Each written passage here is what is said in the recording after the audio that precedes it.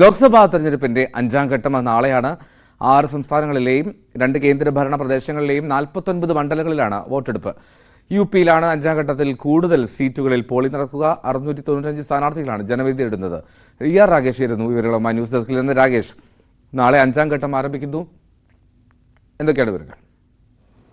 ആയൽദോ ഇന്ന് നിശബ്ദ പ്രചാരണമാണ്. നാളെ 6 സംസ്ഥാനങ്ങളിലെയും 2 കേന്ദ്രഭരണ പ്രദേശങ്ങളിലെയും 49 മണ്ഡലങ്ങളാണ് വിധി എഴുതുന്നത്. ഏതായാലും നിർണായകമായ ഘട്ടമാണ് ഈ തെരഞ്ഞെടുപ്പ്, അല്ലെങ്കിൽ ഈ അഞ്ചാം ഘട്ടം എന്ന് തന്നെ പറയേണ്ടിയിരിക്കുന്നു. കാരണം കഴിഞ്ഞ തെരഞ്ഞെടുപ്പിൽ 2019 ലോക്സഭാ തെരഞ്ഞെടുപ്പിൽ NDA വലിയ മുന്നേറ്റം ഉണ്ടാക്കുകയും എന്നാൽ ഇന്ത്യ സഖ്യത്തിന് കാര്യമായ നേട്ടമുണ്ടാകാതെ പോവുകയും ചെയ്ത ഒരു പ്രദേശങ്ങളിൽ, ആ മണ്ഡലങ്ങളിലാണ് വോട്ടെടുപ്പ് നടക്കുന്നത്. അപ്പോൾ സ്വാഭാവികമായും 2 മുന്നണികളെയും സംബന്ധിച്ച് ഏറെ നിർണായകമാണ് ഈ ഘട്ടം. മാത്രവുമല്ല, പ്രധാനപ്പെട്ട പ്രത്യേകിച്ച് VIP സീറ്റുകളിൽ മത്സരം നടക്കുന്നുവെന്ന പ്രത്യേകത കൂടിയുണ്ട്. അമേഠി, റായ്ബറേലി, ഒപ്പം തന്നെ ലക്നൗ ഉൾപ്പെടെയുള്ള മണ്ഡലങ്ങൾ, മുംബൈയിലെ നഗരമണ്ഡലങ്ങളിലൊക്കെ തന്നെ വോട്ടെടുപ്പ് നടക്കുന്നുണ്ട്.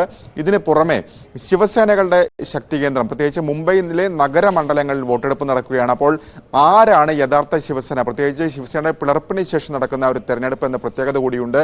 ഏതായാലും നാളെ വോട്ടെടുപ്പ് ദിനത്തിൽ രാഹുൽ ഗാന്ധി ഏതായാലും റായ്ബറയിൽ ഉണ്ടാവും. പ്രത്യേകിച്ച് മേൽനോട്ടമടക്കമുള്ള കാര്യങ്ങൾക്കായി രാഹുൽ ഗാന്ധി റായ്ബറയിൽ ഉണ്ടാകുമെന്നാണ് ഇപ്പോൾ കോൺഗ്രസ് നേതാക്കൾ നൽകുന്ന വിവരം. ഏതായാലും വലിയ രീതിയിലുള്ള പ്രചാരണത്തിനാണ് ഈ അഞ്ചാം ഘട്ടം സാക്ഷ്യം വഹിച്ചത്. പ്രധാനമന്ത്രി, ഒപ്പം തന്നെ കേന്ദ്ര ആഭ്യന്തരമന്ത്രി അമിത്ഷാ തുടങ്ങിയവരൊക്കെ തന്നെ BJPക്കായി പ്രചാരണ രംഗത്തുണ്ടായിരുന്നെങ്കിൽ സോണിയാഗാന്ധി രാഹുൽ ഗാന്ധിക്കായി റായ്ബറയിൽ പ്രചാരണത്തിൽ ഇറങ്ങുന്നത് കണ്ടു. ഏതായാലും വാശിയേറിയ പ്രചാരണത്തിന് ശേഷം നാളെ വോട്ടെടുപ്പിലേക്ക് നീങ്ങുകയാണ് 49 മണ്ഡലങ്ങൾ.